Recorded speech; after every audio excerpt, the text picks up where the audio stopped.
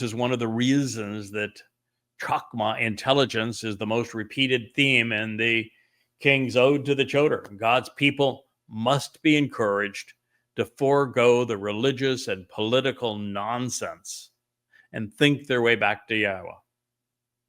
Now, if I present to a group of Jews who care deeply about Israel that the single greatest discovery in their history, in the history of humankind, is that David is the anticipated Messiah. He is the returning king, that he is the Son of God, that other guy that's acclaimed by Christianity is a complete fake, a fraud that never existed, and that it was Dode who arrived in his second of 3 lives with his Bashar body and his Nefesh soul in 33 CE to fulfill Pesach as the Passover lamb,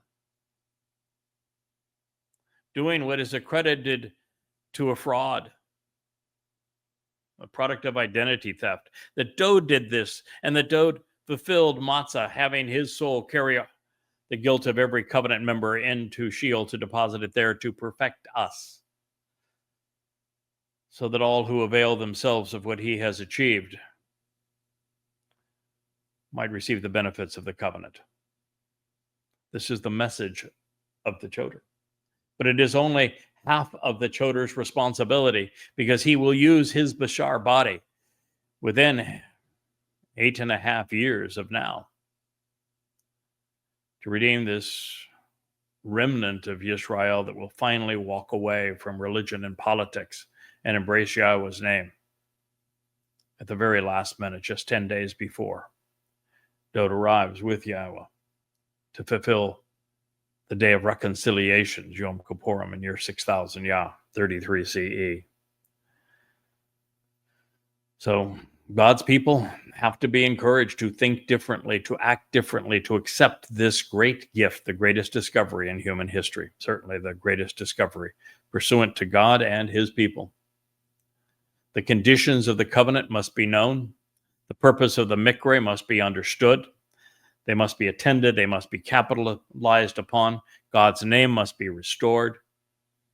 And this timeline, with only 8.5 years left, needs to be known. That is the Bashar's message. So Dode's juxtaposition of Bashar, human herald, and Etsem, the essential essence of a man, isn't happenstance. He was brilliant, and he lived right in the midst of this. He's part of this message. Our King wants you to know that when it comes to the restoration of our lives, the choices we make while mortal and physical beings determine whether we live as spiritual beings. Should Israelites follow the Bashar's advice and exercise good judgment about Yahowah and Dode, the Bereth and the Mikre? Should they follow